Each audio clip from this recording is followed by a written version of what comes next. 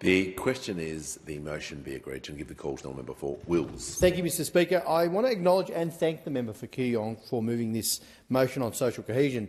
Since I was appointed the Special Envoy for Social Cohesion, apart from every problem in the country coming my way because it was sort of interpreted as such a broad remit, a lot of people ask me what it actually means. What does social cohesion mean?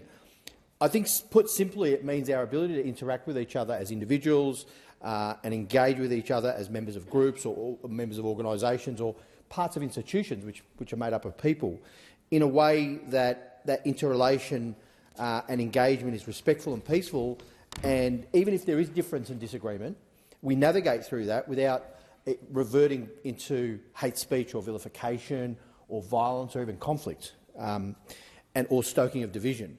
I think that's the essence of social cohesion. And frankly, it is under threat. There are many challenges that are fraying our social cohesion: socioeconomic disparity, intergenerational unfairness, and of course political populism. Both ends of the spectrum. For short-term political gain, there is a stoking of division and a creation of distrust in our democracy. And of course there's social media, which there are great benefits in having our digital technologies that allow access to digital communications. But of course we know that algorithms in social media tend to move towards pulling people apart and creating division or exacerbating that division, discord and disharmony. And there are of course bad actors in our political and civil discourse who manipulate these platforms for that express purpose. That's why we as a government and all of us here as parliamentarians in this place have a responsibility to be mindful that our language makes a difference and has an impact on our public life. And so it was disappointing during just even the last parliamentary sittings to see members of the opposition and members of minor political parties choose to do the opposite and instead stoke division and discord. Political leaders, rather than politicians, especially know what they say has a real impact on people within society. Unfortunately, there are political actors, and they know who they are. They're not taking their responsibilities and their obligations seriously.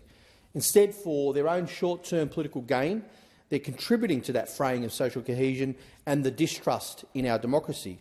Whether it's the Leader of the Opposition stoking division, whether it's the Leader of the Greens who talks about how the political establishment is letting people down or is failing people.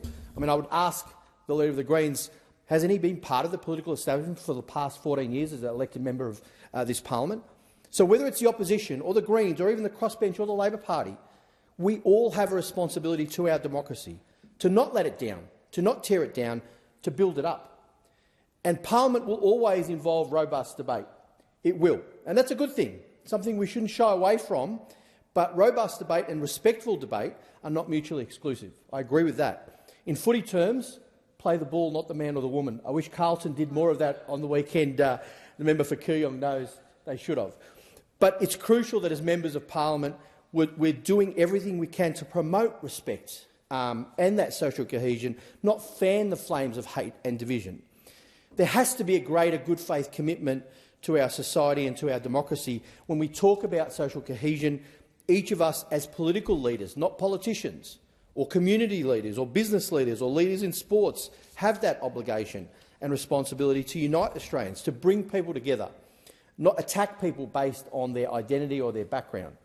Or, as often happens in this place by certain actors, spread misinformation and disinformation willfully to get short-term political gain.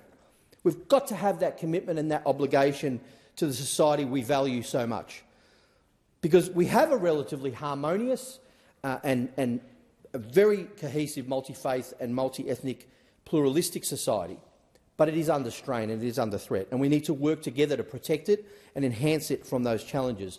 Ultimately, Mr Speaker, in the end, this is really a moral question for all of us to really answer. What commitment do we have to our communities and to our broader society? As parliamentarians, elected representatives here, we should have the highest level of commitment. And there are normative and cultural behaviours that as leaders we must manifest. We must lead the way, be role models in order to achieve a more cohesive society. Thank you.